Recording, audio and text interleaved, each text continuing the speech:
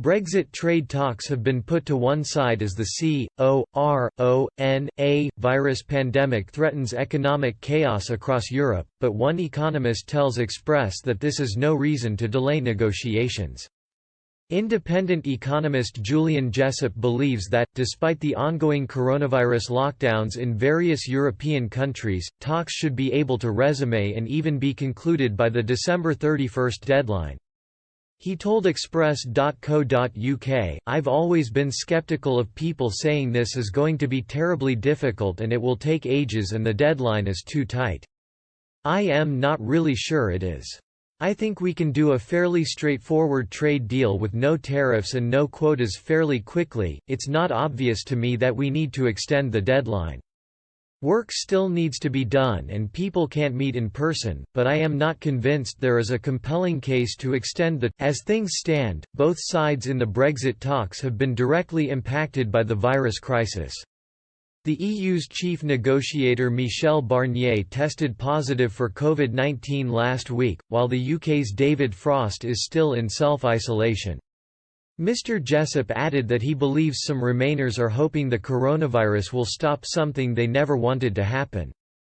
He added, "It does feel like people are looking for excuses. There is still an enormous continuity of Remain camps which don't want Brexit to happen and will look for every single excuse.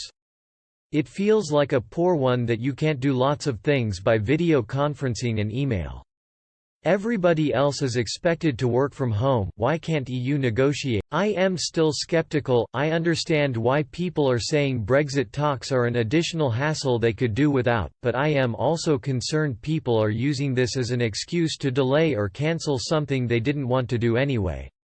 Mr. Jessup points to a YouGov survey which found 55% of people now support an extension to the December 31 deadline, with nearly a quarter still opposed and 21% saying they do not know. Mr. Jessup also argues that fears suggesting a no-deal Brexit would be disastrous to the British economy may not be true. He believes the UK has prepared for this eventuality and therefore its economy would survive the disruption. He said, "I think those people who do want to extend the transition period are thinking that if we leave without a deal it will be a massive blow to the ID question that as well. We have a lot of stuff in place already that would stop the economy from being wrecked. I still think you can do a bare-bones trade deal, but I completely get why people think why would you want Brexit talks on top of everything else."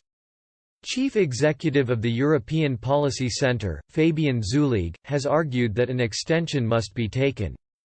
He said, "The actions of the UK government in the coming weeks will demonstrate whether Boris Johnson is able to act as a statesman, recognising that in the current circumstances an extension to the transition is the only way forward, regardless of his long-term intentions for the UK-EU relationship. To willingly and deliberately cause another economic shock in such a crisis moment